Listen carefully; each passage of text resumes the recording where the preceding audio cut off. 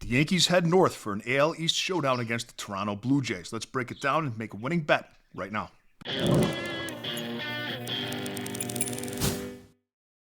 What's up, everybody? Welcome back to the show, and for joining us for the first time, welcome to the jungle. Big game today in Toronto between the Yankees and the Blue Jays. Yankees are 3 games behind Toronto in the AL East. They're set for a series up north. Let's take a look at Game 1. First pitch scheduled for 7:07 p.m. Eastern Standard Time. Your 2 starters, Carlos Rodon for the Yankees and Kevin Gausman for the Toronto Blue Jays. Now let's take a look at both of these starters right now. Rodon has had a great year, 3.05 ERA. On the road it goes to 3.36. He's got a whip of 1.00. That's elite. He's a strikeout-dependent pitcher, however. Remember that. That's going to come into play later on in this video. Kevin Gausman has an ERA of 4.19. At home, it creeps up to 4.29, but a better whip, a whip of 1.16, whip being better than his ERA. Now, Rodon has pitched once this year against the Toronto Blue Jays, and it was in Toronto. He had a good outing, 5 innings, only struck out 4, though, and walked 3. The Blue Jays ended up winning that game 5-4. Gausman has pitched twice against the Yankees, once in New York, April 27th. He got lit up, gave up 6 runs, and the Yankees won that game.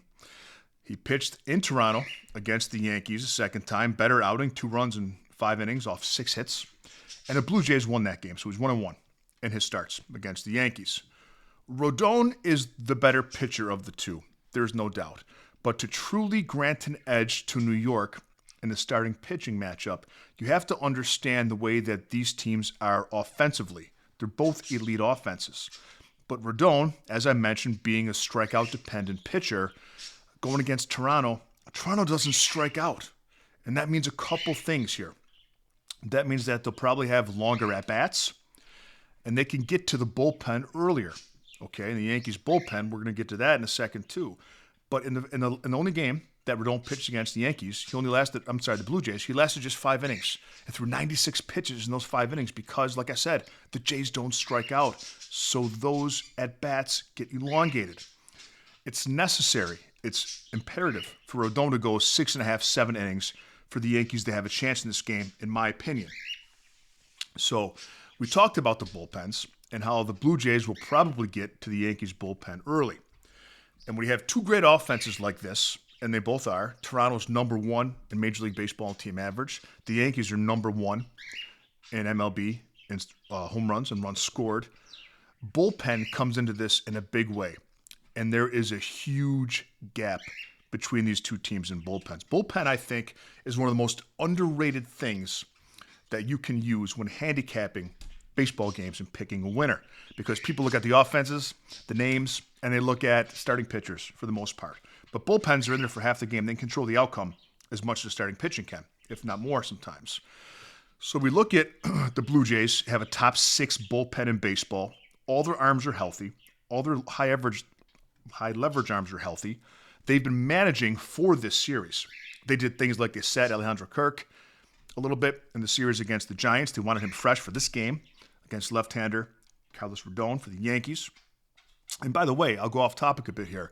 People are concerned about the Blue Jays against left-handed pitching. They just saw Robbie Ray yesterday for the Giants, and they got him out of the game pretty early, and they beat him. So one of the best lefties in the game, Robbie Ray, Blue Jays just handled him.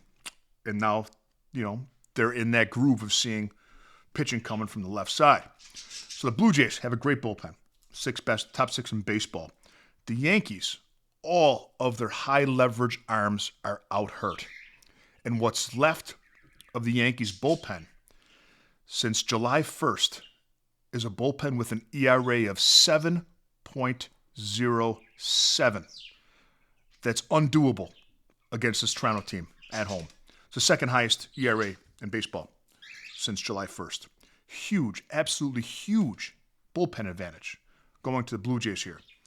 When we look at current form, Toronto has won 12 of their last 15 games, and they haven't lost 1 game at home in July.